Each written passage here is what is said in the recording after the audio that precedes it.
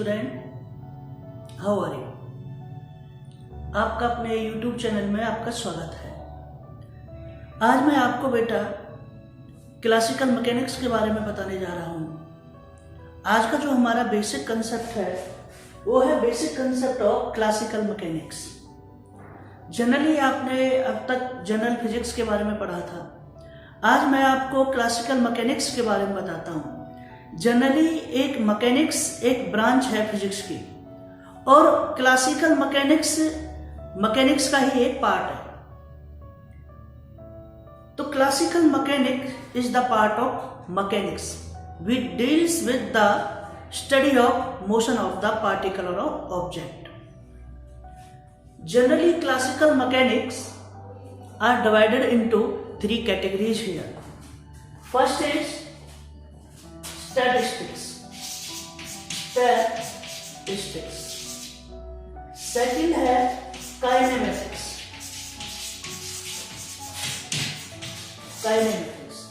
और थर्ड है हमारे पास में डायनामिक्स। ये क्लासिकल मैकेनिक्स इन तीन पार्टों में डिवाइड हो जाती है।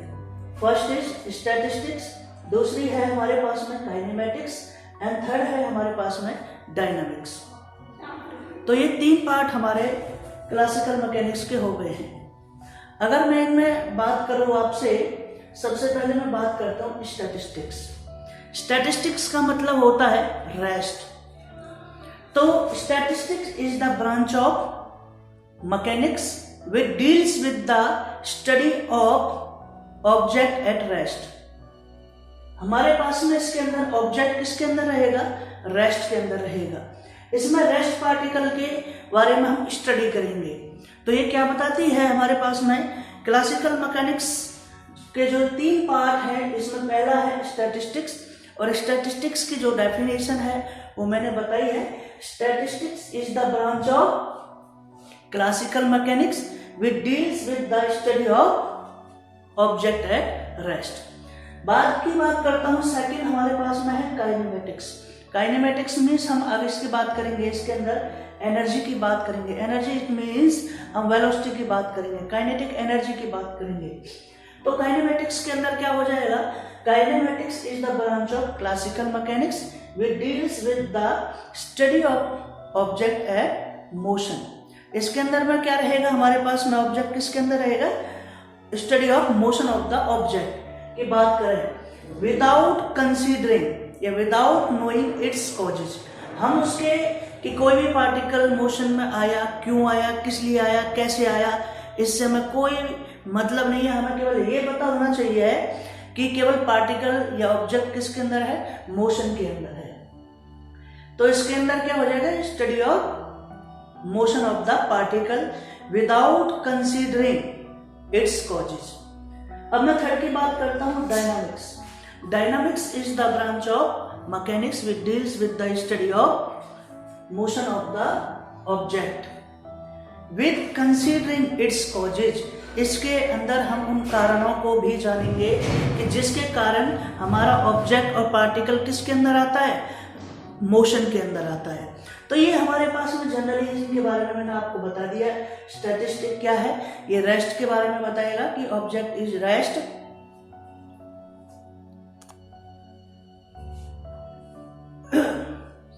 डायनामिक्स और काइनेमेटिक्स हमारे पास किसके बारे में बताएंगे? मोशन के बारे में। लेकिन उनमें एक पॉइंट गिवन है कि without considering its causes and with considering its causes.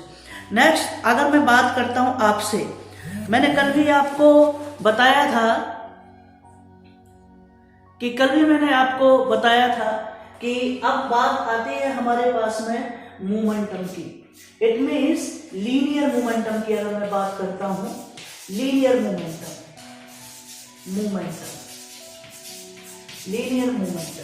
ये इसको हम P से डिनोट करते हैं।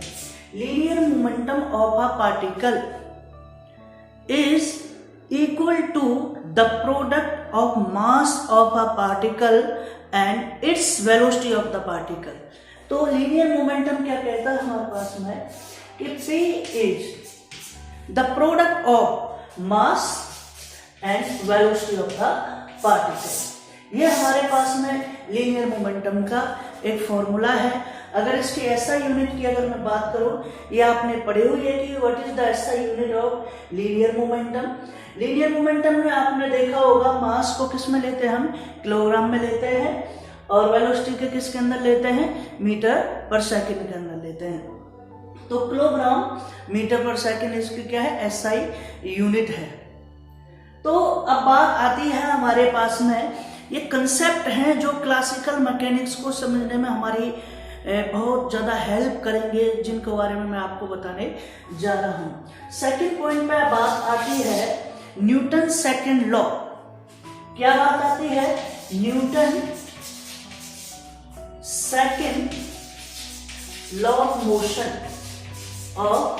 Motion is very important law in classical mechanics. ज्यादातर क्लासिकल मैकेनिक्स के अंदर न्यूटन्स लॉ ही एप्लीकेबल होते हैं। तो न्यूटन सेकंड लॉ क्या कहता है, न्यूटन सेकंड लॉ कहता है the rate of change of linear momentum. मैंने पहले इसलिए लीनियर मोमेंटम के बारे में आपको बताया था। The rate of change of linear momentum is directly proportional to magnitude of force applied on a body और ऑब्जेक्ट।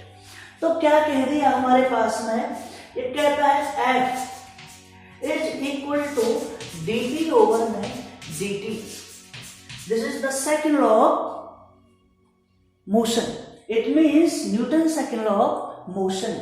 अगर बात की जाए, आपको पता, this is the equation number 1। अभी आपने देखा P इक्वल टू क्या होता है, mv, ये लीनियर मोमेंटम हो गया। आपने क्या काम किया, F इज इक्वल टू, आपने क्या किया, d ओवर में dt which is equal to mv। आपने यहां वैल्यू डाल दी। फिर आपने क्या काम किया, f is equal to m is a constant, m हमारा कांस्टेंट हो जाएगा, तो ये आ जाएगी dv ओवर में dt। और आपको पता है dv ओवर में dt क्या होता है, इज इक्वल टू a, इसको कहते हैं एक्सेलरेशन। क्या कहते हैं, एक्सेलरेशन। तो F इज इक्वल टू हमारे पास में क्या आ जाएगा, ma। एक तो ये हमारा लॉ हो जाएगा, F इज इक्वल टू क्या हो जाएगा, ma। अगर मैं बात करता हूं, किसकी बात करता हूं, अगर मैं बात करता हूं इस सिस्टम की, F is equal to m dv over में dt, क्या हो जाता है, अगर ये हमारा है F is equal to dv over में dt, ये क्या है हमारे पास में, दिस इज द, ये इस इक्वेशन को हम क्या कहेंगे, दिस इक्वेशन इज कॉल्ड, क्या कहेंगे, इक्वेशन ऑफ मोशन। क्या कहेंगे, इक्वेशन ऑफ मोशन। अगर मैं बात करूं इसके आगे कि हमें निकालना second order differential equation of motion, second order की अगर मैं बात करता हूं, तो F इज इक्वल टू, आपने क्या कहा, m, और a बराबर क्या था, dv ओवर में dt, ओके। और v बराबर क्या होता है हमारे पास में, dr ओवर में dt।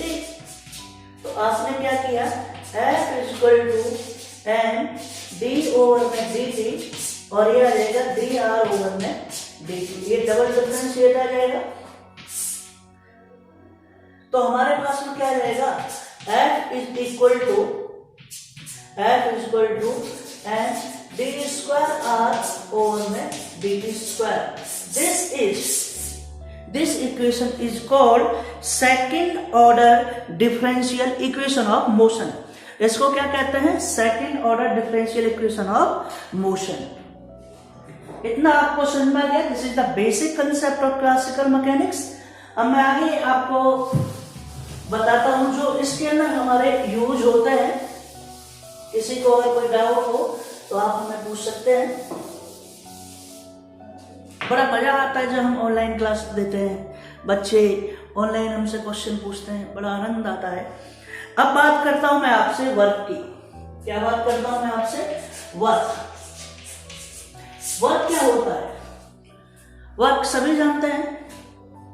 वर्क ये कहता है कि work of a body is said to be if a force applied on a body, a force applied on a body, then the body is displaced in the direction of force. जब हम किसी भी body के ऊपर या object के ऊपर कोई फोर्स अप्लाई करते हैं तो जिस डायरेक्शन में हमारा फोर्स अप्लाई होता है उसी डायरेक्शन में क्या होती है, बॉडी मूव्स करती है। तो वर्क डन की अगर मैं बात करता हूँ, इसकी मैं बात करता हूँ, वर्क डन की अगर मैं बात करता हूँ तो dW is equal to F into dx। This is the equation of work done. अगर हम बात करते हैं कि total work done by a body, जब हमारा टोटल वर्क डन होगा तो भाई जब एक फोर्स अप्लाई होता है बॉडी पर तो बॉडी डिस्प्लेस करती है, ठीक है, कहां से, इनिशियल पोजीशन से फाइनल पोजीशन। तो हमारे पास में टोटल वर्क डन की अगर मैं बात करता हूं, टोटल वर्क डन की अगर मैं बात करता हूं तो W इज इक्वल टू, मान लीजिए A to B, A is the initial point of the body. After applying a force, then the body is displaced at point B. B पे अगर वो पहुंच जाती है तो इसका हम क्या कर देते हैं, इंटीग्रेट कर देते हैं। AB F इंटू में क्या आ जाएगा, DS। ये हमारे पास में वर्क की एक इक्वेशन है, ये भी आपको याद रखना है। ये इक्वेशन भी हमारे पास में क्या है, बहुत ही इंपॉर्टेंट है। अब बात करता हूं मैं वर्क डन के बाद में आती है बात हमारे पास में एनर्जी की बात आती है। Energy it is represented bye E। Energy क्या होती है हमारे पास में, एनर्जी है हमारे पास में द कैपेसिटी ऑफ क्या, doing work. The capacity of doing work is known as energy. कार्य करने की क्षमता को क्या कहते हैं, एनर्जी कहते हैं, the capacity of doing work. तो हमारे पास में क्या है, कार्य करने की क्षमता हमारे पास में एनर्जी होगी।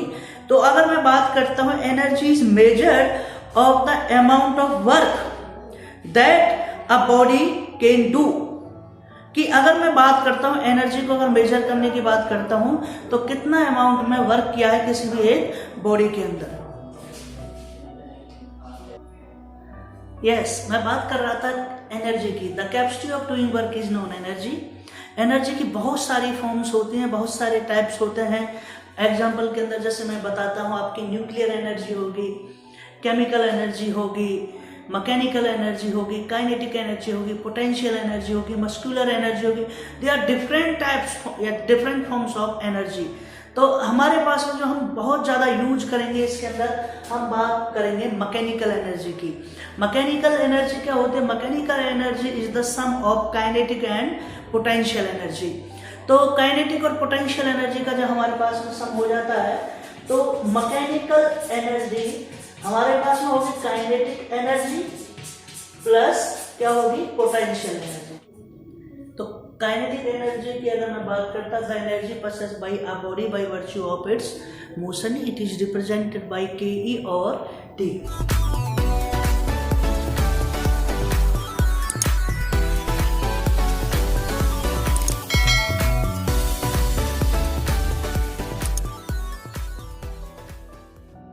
तो काइनेटिक एनर्जी हमारे पास में क्या होती है, which is equal to half mv square. This is the kinetic energy हमारे पास में हो जाएगी। एक वेरी इंपॉर्टेंट आर्टिकल है यहाँ पे मैं आपको कराता हूँ, वर्क एनर्जी थ्योरम, या कह दीजिए work in terms of kinetic energy.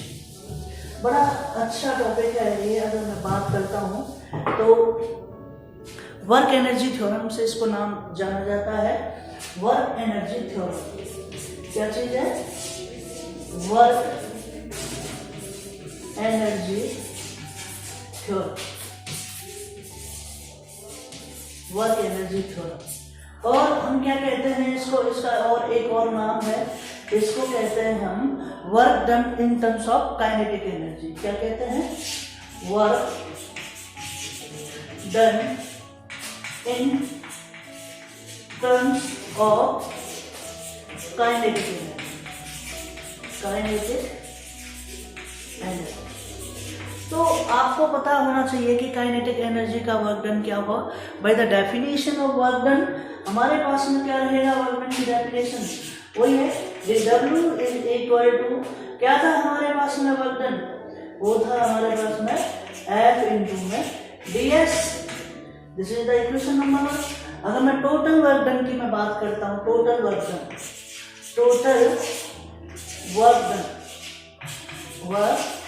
Done की अगर मैं बात करता हूँ तो W इज इक्वल टू, हमारे पास में 1 2 2, मतलब इनिशियल एंड फाइनल पोजीशन मैंने 1 एंड 2 मान लिया, वहाँ मैंने A और B माना था, तो यहाँ 1 2। अगर बात करते हैं F इंटू ds, तो यहाँ बात कर लेते हैं according to Newton's second law of motion, और मोशन की अगर मैं बात करता हूँ तो Newton second law of motion क्या कहता है, F equal to dp over में dt। तो W is equal to 1/2 dp over में dt इंटू में ds। हमारे पास में क्या हो जाएगा ds। यस, तो हमारे पास में dp ओवर में dt, p पता है आपको, p क्या चीज है, लीनियर मोमेंटम है। तो W बराबर 1 से 2, आपने d ओवर में dt, p की वैल्यू डाली m और इनटू में ds। तो आपने देखा कि dW बराबर, अगर मैं बात करता हूँ 1 से 2, m कांस्टेंट हो गया, तो dV ओवर में dt इनटू में ds। तो अगर मैं बात करूँ इस तरीके से कि d ओवर में dt इंटू में, यहाँ हम इस तरीके से बात कर सकते हैं, तो ये W इक्वल टू 1 से 2 एंड ds ओवर में dt इंटू में dv। ये dt इसके नीचे हम ले गए एक तरीके से, और ये ds ओवर में dt क्या होता है हमारे पास में v। तो W बराबर 1 से 2 एंड v इंटू में dv। आपने देखा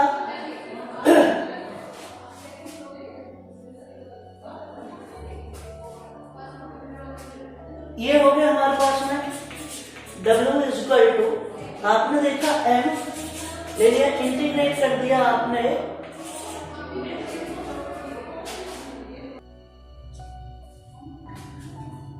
W is equal to m, और हमारे पास में क्या रहेगा कि v ओवर में dv। जब आप इंटीग्रेट करोगे W is equal to m, integrate आप किया तो v स्क्वायर अपॉन में 2 1 to 2,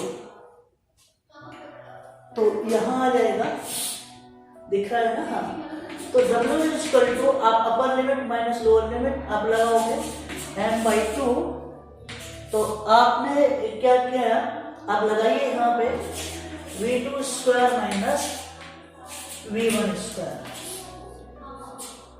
ये रहा। तो W बराबर आप लिख दोगे 1/2 and v2 square minus 1/2 and v1 square. तो जब हम इसको देखोगे तो W बराबर आप क्या लिख दोगे, this is the T2 minus T1। This is the very important. अगर मैं बात करता हूं आपसे, वर्क एनर्जी थ्योरम आएगी, conservation theorem of energy of a single particle की अगर मैं बात करूंगा, तो ये सिंगल पार्टिकल के लिए थ्योरम आपकी वेरीफाई हो जाती है। तो इस तरीके से मैंने आपको वर्क एनर्जी थ्योरम के बारे में एक बार एक्सप्लेन कर दिया कि किस तरीके से हमने इस एनर्जी और इस तरीके की पार्टिकल्स के बारे में हमने समझा कि वर्क एनर्जी थ्योरम क्या दिया है, by the definition of work done, तो dW इक्वल टू क्या है, F इंटू में ds। तो टोटल वर्क डन की हमने इक्वेशन लगा दी, और न्यूटन सेकंड लॉ से हमने इसमें F की वैल्यू डाल दी, और इस सिंपल इंटीग्रेशन को आपने क्या कर दिया है, सॉल्व कर दिया है।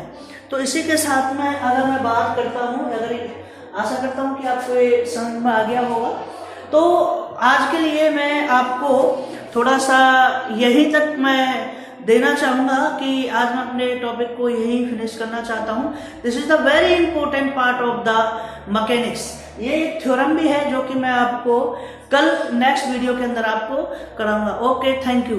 हमारा चैनल है श्री ब्रिज एकेडमी, और उसको शेयर और सब्सक्राइब करना ना भूलें, और आप अपने तरीके से इसको देखें, पढ़ें, और जो भी आपको अच्छा लगे तो मेरे कमेंट बॉक्स में आप अपनी कमेंट डाल सकते हैं। Okay, thank you, bye bye.